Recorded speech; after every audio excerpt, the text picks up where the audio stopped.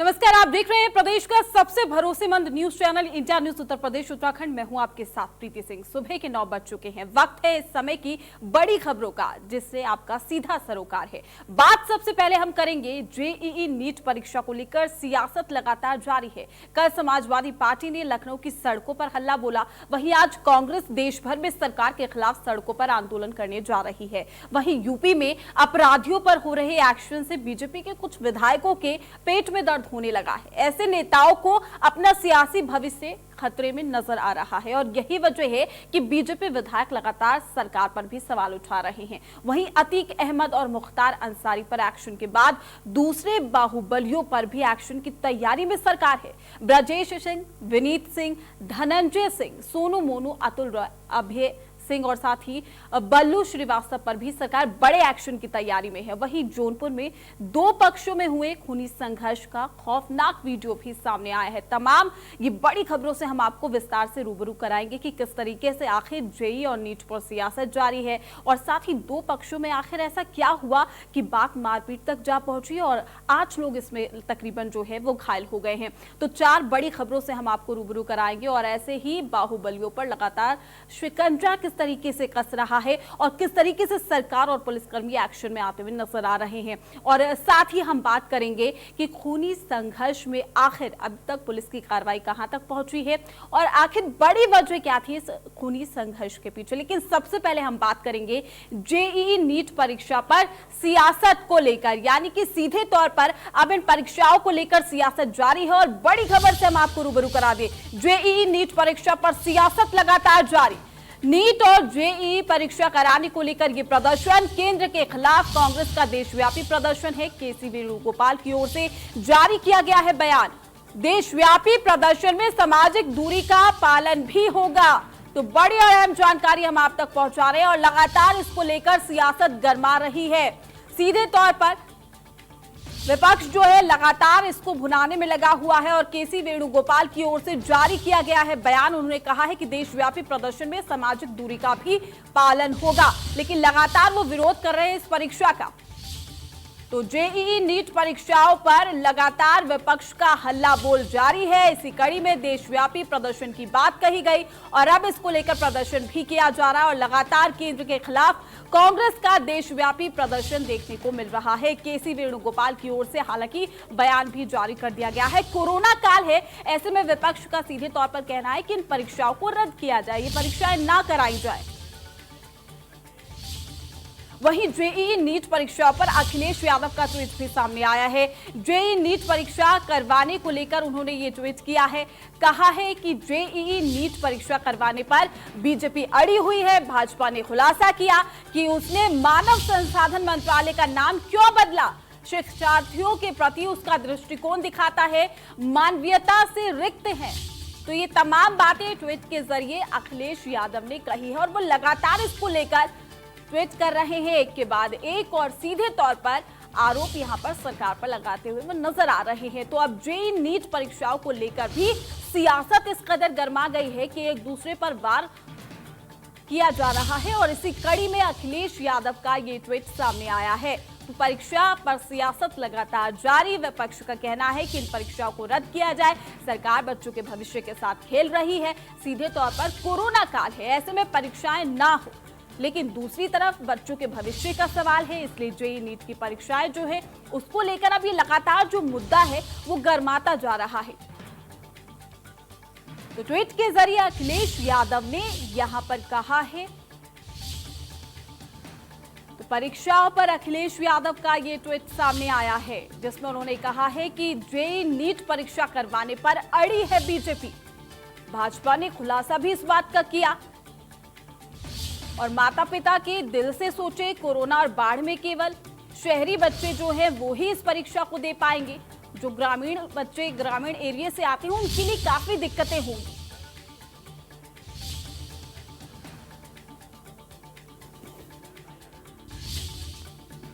तो लगातार इसको लेकर सियासत हो रही है। तमाम जानकारी के साथ हमारे संवाददाता विजय मिश्रा हमारे साथ लाइव जुड़ चुके हैं।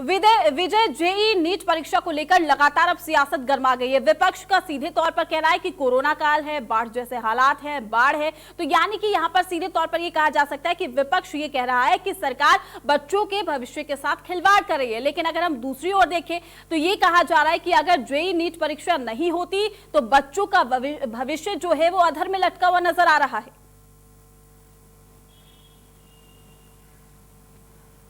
बिल्कुल, यहाँ पर दोनों पक्षों का अपना कुछ न कुछ मत है और जाहिर सी बात है कि यहाँ पर सबसे बड़ा सवाल ये उठता है कि आखिर इस समय किसकी बात सुनी जाए, किसकी बात ना सुनी जाए। क्योंकि जाहिर सी बात है कि बहुत सारे छात्र भी इस बात को लेकर के अपना विरोध जो है वो सोशल मीडिया के जरिए से दर्ज करा चुके हैं कि जेईई और नीट की परीक्षाएं जो हैं वो ना हो।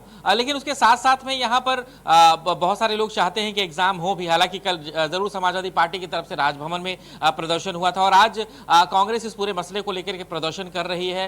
11 बजे के आसपास प्रदर्शन का कार्यक्रम उन्होंने रखा है और केंद्र सरकार से इस बात की मांग कर रही है कि जेईई और नीट की परीक्षा को स्थगित किया जाए, क्योंकि कोरोना काल चल रहा है और ऐसे में बड़ा ही असहज हो जाता है किसी भी बच्चे के लिए जो ग्रामीण इलाकों में रह रहे हैं उनको यहाँ तक पहुंचना और उनके लिए एग्जाम देना। तो यहाँ पर कोई ना कोई रास्ता जरूर निकलना चाहिए जेईई नीट जैसे एग्जाम को लेकर के, क्योंकि जाहिर है कि जिनका लास्ट ईयर चल रहा होगा या जिनके पास आखिरी मौका होगा इस बार एग्जाम देने को लेकर के, उनका कहीं ईयर खराब हो सकता है, तो उसको भी लेकर के कोई ना कोई रास्ता केंद्र सरकार को निकालना चाहिए।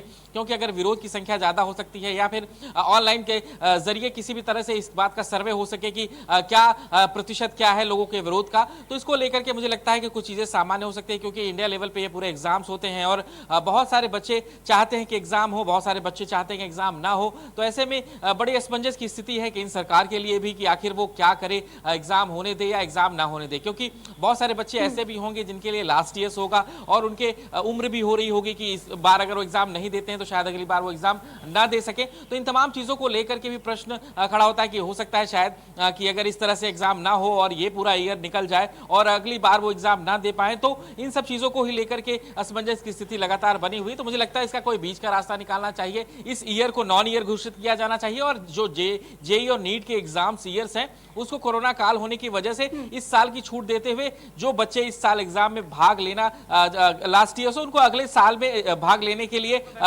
मौका दिया जाना चाहिए। मुझे लगता है इस तरह का अगर बीच का रास्ता निकाला जाए तो शायद इस पूरे मामले का जो गतिरोध है वो खत्म हो सकता है। बिल्कुल विजय, शुक्रिया आपका तमाम जानकारी देने के लिए। तो कहीं ना कहीं सियासत लगातार इसको लेकर गर्मा गई है और विपक्ष लगातार सरकार को घेर रहा है। वहीं खबरों में आगे बढ़ेंगे, बात करेंगे यूपी में बाहुबलियों पर एक्शन की तैयारी में सरकार है। आपको बता दें कि अपराध के जरिए बनाई अवैध संपत्ति पर एक्शन होगा, यानी कि अवैध वसूली रंगदारी के जरिए बनाई संपत्ति पर अब ये एक्शन होगा। ब्रजेश सिंह, विनीत सिंह और धनंजय सिंह पर यह कार्रवाई होगी, यानी कि सोनू, मोनू, अतुल रॉय, अभय सिंह, बल्लू श्रीवास्तव पर भी एक्शन देखने को मिलेगा। तो बाहुबलियों पर अब शिकंजा कसा जा रहा है और लगातार उनकी संपत्तियां भी कुर्क की जा रही हैं। वे तमाम जानकारी के साथ हमारे संवाददाता रवि हमारे साथ जुड़ चुके हैं। रवि, लगातार हम देख रहे हैं कि अब बाहुबलियों पर शिकंजा कसता हुआ नजर आ रहा है, यानी कि सीधे तौर पर बाहुबलियों में अब डर दिखाई दे रहा है।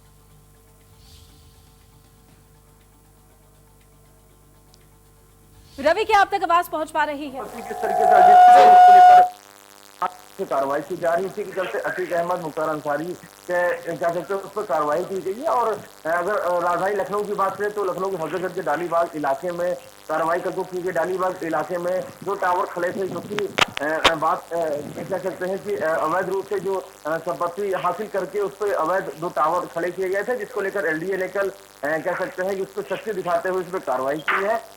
भारी पुलिस बल की मौजूदगी में दोनों ही टावर धराशायी किया गया। उसमें मुख्तार अंसारी समेत उनके दोनों बेटों के खिलाफ जो है वो एफआईआर दर्ज की गई है और उसके खिलाफ अब मामले की जांच भी की जाएगी। रवि, सीधे तौर पर कहा जा सकता है जितना बड़ा इन बाहुबलियों का नेटवर्क है, अब उन नेटवर्क की कड़ी से जो पुलिस है वो जुड़ती जा रही है और लगातार ऐसे बाहुबलियों पर शिकंजा कसा जा रहा है। बड़े बड़े बाहुबलियों का नाम इसमें शामिल, तमाम सारे बाहुबली है जिनका नाम लिस्ट में शामिल है। वो कह सकते हैं कि लगातार तलाश की जा रही है ऐसे लोगों के बारे में जो किस तरीके से उन्होंने अवैध संपत्ति हासिल किया है, सरकारी संपत्तियों पे कब्जा करके अवैध निर्माण कराया गया है। तमाम सारे कह सकते हैं अवैध तरीके से जो संपत्तियां हासिल की गई है उन सबकी जांच की जा रही है और उसी के आधार पर अब कार्रवाई की जो है वो होनी शुरू हो चुकी है। बिल्कुल, आपका शुक्रिया रवि तमाम जानकारी देने के लिए। तमाम अपडेट्स भी हम आपसे लेते रहेंगे। तो यूपी में बाहुबलियों पर एक्शन दिखाई दे रहा है। सीधे तौर पर बाहुबलियों का जो अब ये नेटवर्क है वो कहीं ना कहीं अब डरा होगा, क्योंकि लगातार यूपी में पुलिस एक्शन मोड में है और यही वजह है कि लगातार अपराध के जरिए बनाए गए अवैध संपत्ति पर पुलिस की नजर बनी हुई है। वहीं आगे बढ़ेंगे और बात करेंगे गोरखपुर में बीजेपी सांसद विधायक आमने सामने हैं। आपको बता दें कि सांसद रवि किशन ने एमएलए राधा मोहन पर निशाना साधा है। बड़ी और अहम जानकारी आप तक पहुंचा रहे। सरकार पर जातिगत राजनीति आरोप लगाना शर्मनाक है, ये उन्होंने कहा। और साथ ही कहा कि अगर आता है गुस्सा तो दे दे इस्तीफा। रवि किशन का ये जो स्टेटमेंट है वो सामने आया। अनुशासनहीनता पर बीजेपी ने जारी किया है नोटिस। तो बड़ी खबर हम आपको बता रहे, कहा है कि अगर गुस्सा आता है तो इस्तीफा दे दे। विधायक के खिलाफ जारी हुआ है नोटिस। बीजेपी विधायक के खिलाफ नोटिस जारी हुआ है। तमाम जानकारी के साथ हमारे संवाददाता सुशील हमारे साथ जुड़ चुके हैं। सुशील, यहां पर रवि किशन ने सीधा प्रहार किया है।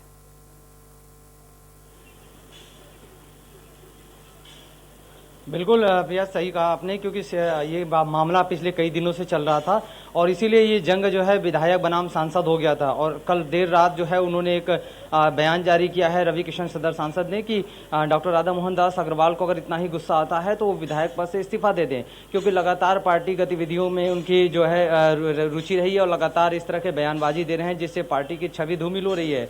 और अगर उन्हें इस तरह से गुस्सा आता है और इस तरह से अगर जातिगत राजनीति अगर पार्टी को लेकर के करते हैं तो कहीं ना कहीं वो इस्तीफा दे दें और ऐसे लोगों को रहने का हक नहीं है। इस तरह के तमाम बयानबाजी जो है पत्रों द्वारा किया गया है। फिलहाल अभी कोई बाइट उन्होंने नहीं दिया है, कोई वर्जन नहीं दिया, लेकिन ये पत्र पूरी तरीके से अपने मीडिया प्रभारी के जरिए उन्होंने जारी कराया है। और निश्चित रूप से इस बयान के बाद एक बार फिर से जो है सियासी गलियारों में हलचल मच गई है और विरोधियों को एक बैठे बैठाए मुद्दा मिल गया है। अभी ये मामला जो है सड़क को विकास को लेकर के और एक अधिकारी के लेवल तक ही सीमित था, लेकिन अब ये आपसी कटाक्ष पर जो है पूरी तरीके से सामने आ गया है और एक दूसरे पर कटाक्ष की प्रक्रिया शुरू हो गई है। और सबसे बड़ी बात है कि ये दोनों सांसद हो चाहे विधायक हो, दोनों सत्ता पक्ष के ही हैं। अब ऐसे में आप समझ सकते हैं कि सत्ता पक्ष के चाहे सांसद हो चाहे विधायक हो, जिस तरह से आपस में टिप्पणियां हो रही हैं, आपस में छटाकसी हो रही है, वो कहीं ना कहीं अंदरूनी कलह की तरफ इशारा कर रही है। और चुनाव भी नजदीक है, ऐसे में कहीं ना कहीं एक बड़ी समस्या बीजेपी के लिए खड़ी होने वाली है। फिलहाल जो है स्वतंत्र देव ने डॉक्टर राधा मोहन दास अग्रवाल को एक नोटिस भी जारी कर दिया है पार्टी की गतिविधियों में जो है इस तरह के बयानबाजी को लेकर के, और उन्होंने स्पष्टीकरण का समय भी दिया है और स्पष्टीकरण के लिए राधा मोहन अग्रवाल को एक नोटिस जारी कर दिया है। बिल्कुल, शुक्रिया आपका सुशील तमाम जानकारी देने के लिए। तमाम अपडेट्स भी हम आपसे लेते रहेंगे। वहीं रुक करेंगे जौनपुर का, जहां दो पक्षों के बीच में खूनी संघर्ष देखने को मिला। दोनों ओर से जमकर चले हैं लाठी डंडे। मारपीट में 8 लोग भी बुरी तरीके से घायल हो गए हैं। घायलों को अस्पताल में भर्ती करा दिया गया है, जहां उनका इलाज जारी है। जफराबाद थाना क्षेत्र के गोपीपुर गांव का यह पूरा मामला है। साथ ही हम आपको ये वीडियो भी दिखा रहे हैं, आप देख सकते हैं दोनों ओर से जमकर किस तरीके से लाठी डंडे चलाए जा रहे हैं। युद्ध का मैदान यहां पर बना दिया है इन लोगों ने। और आप तस्वीरों में सीधे तौर पर देख सकते हैं कि कैसे एक दूसरे पर लाठी डंडों से प्रहार किया जा रहा है। जफराबाद थाना क्षेत्र के गोपीपुर गांव का ये पूरा मामला है और ये वीडियो हम आपको एक्सक्लूसिव वीडियो हम आप तक पहुंचा रहे हैं। देख सकते हैं आप, यहाँ पर महिलाएं हैं, पुरुष हैं, सभी लोग मौजूद हैं। एक दूसरे पर किस तरीके से वार कर रहे हैं, लाठी डंडों से पिटाई की गई है। हालांकि ये जो पूरा मामला है जमीनी विवाद का बताया जा रहा है। तमाम जानकारी के साथ हमारे संवाददाता राजन हमारे साथ जुड़ चुके हैं। राजन, आपसे ये पूरा मामला विस्तार से जानना चाहेंगे। जी बिल्कुल प्रीति, आपको बता दें कि ये जफराबाद थाना क्षेत्र के गोपीपुर गांव की पूरी घटना है, जहां पे मढ़ा रखने को लेकर दो पक्षों में विवाद हुआ। उसके बाद लाठी डंडे चले हैं, जमकर मारपीट हुई है। दोनों पक्ष से 8 लोग घायल हुए, जिसमें 3 की हालत गंभीर बनी हुई, जिनका जिला अस्पताल में इलाज चल रहा है। इस मामले में पुलिस ने कार्रवाई की है और 3 लोगों को हिरासत में लिया है और बाकी और लोगों की जो है पकड़ के लिए पुलिस प्रयास कर रही है। जी प्रीति। बिल्कुल राजन, और साथ ही इसमें 8 लोग घायल हुए हैं। फिलहाल उनकी स्थिति क्या कुछ बनी हुई है? गंभीर है, जिनका जिला अस्पताल में इलाज चल रहा है। बाकी की स्थिति सामान्य है, क्योंकि जो पूरा मामला था जमीनी विवाद को लेकर था और आए दिन ऐसे मामले जो है जौनपुर में देखने को मिल रहे हैं कि जमीनी विवाद में मारपीट हो रही है। उस पर नकेल लगाने में पुलिस जो है नाकाम साबित हो रही है और उसी की जीती जाता तस्वीर ये एक बार सामने आई है, जो जफराबाद थाना क्षेत्र के गोपीपुर गाँव की है। बिल्कुल, शुक्रिया आपका तमाम जानकारी देने के लिए। तमाम अपडेट्स भी हम आपसे लेते रहेंगे। तो घायलों का अस्पताल में इलाज जारी है और फिलहाल पुलिस इस पूरे मामले पर कार्रवाई कर रही है। वहीं इसी बीच लखनऊ से बड़ी खबर सामने आ रही है। बड़ी खबर से हम आपको रूबरू करा देते हैं इस वक्त की बड़ी और अहम जानकारी। लखनऊ से मुख्तार अंसारी और उसके 2 बेटों के खिलाफ एफआईआर दर्ज की गई है। हजरतगंज कोतवाली में दर्ज की गई है एफआईआर। बड़ी और अहम जानकारी हम आप तक पहुंचा रहे हैं। लेखपाल जियामऊ सुरजन लाल ने दर्ज कराई है ये एफआईआर। डालीबाग स्थित निष्क्रांत संपत्ति पर कब्जे का ये आरोप है। तो दस्तावेजों की जांच के बाद जमीन निष्क्रांत संपत्ति में हुई है दर्ज। बड़ी और अहम जानकारी हम आप तक पहुंचा रहे हैं। मुख्तार अंसारी और उसके 2 बेटों के खिलाफ एफआईआर दर्ज कराई गई है। लखनऊ से बड़ी खबर हम आप तक पहुंचा रहे हैं। हजरतगंज कोतवाली में दर्ज की गई है एफआईआर। तो लेखपाल जियामऊ सुरजन लाल ने ये एफआईआर दर्ज कराई है। डालीबाग स्थित निष्क्रांत संपत्ति पर कब्जे का ये आरोप है। तो लगातार पुलिस का जो एक्शन है वो दिखाई दे रहा है। अब इसको लेकर एफआईआर भी दर्ज करा दी गई है। मुख्तार अंसारी और उसके 2 बेटों के खिलाफ ये एफआईआर दर्ज कराई गई है। बड़ी और अहम जानकारी से हम आपको रूबरू करा रहे हैं। वही तमाम जानकारी के साथ हमारे संवाददाता रवि हमारे साथ जुड़ चुके हैं। रवि, क्या कुछ जानकारी मुख्तार अंसारी और साथ ही उसके दोनों बेटों के खिलाफ जो है अब एफआईआर दर्ज हो गई है? यार 1954 का मामला है, जब से ये जो प्रॉपर्टी की जो मालकिन थी वो पाकिस्तान चली गई थी और केयर टेकर के बाद में अब ये फर्जी तरीके से संपत्ति है जो मुख्तार अंसारी की रादिया के नाम से करा दी गई थी। उसके बाद से अभी ये उनके दोनों बेटों के नाम से थी। मुख्तार अंसारी के जो 2 बेटे हैं अब्बास और उमर, उनके नाम से ये संपत्ति थी और कहीं ना कहीं इस पे 2 टावर भी खड़े किए गए थे। लखनऊ हजरतगंज के डालीबाग इलाके में दोनों टावर खड़े किए थे। एलडीए लगातार इसको नोटिस भेज रहा था। हालांकि कोई भी जवाब मुख्तार अंसारी उनके परिवार की तरफ से इस मामले में नहीं दिया गया, जिसके बाद कर एलडीए का बुलडोजर जो है वो दोनों टावरों पर चला है। भारी पुलिस की मौजूदगी में कार्रवाई हुई है। लेखपाल सुरजन लाल ने यह एफआईआर दर्ज कराई है। आपराधिक साजिश और धोखाधड़ी गंभीर धाराओं में एफआईआर दर्ज की गई है। इसमें एफआईआर में कहा गया है निष्क्रांत संपत्ति पर धोखाधड़ी से आपराधिक साजिश रच के कब्जा करने का जो है वो मामला है। इसको लेकर अब पुलिस ने मामला दर्ज कर लिया है। अब इस मामले की जांच की जा रही है। बिल्कुल रवि, शुक्रिया तमाम जानकारी देने के लिए आपका। चलिए फिलहाल के लिए इस बुलेटिन में इतना ही। आप बने रहिए इंडिया न्यूज के साथ।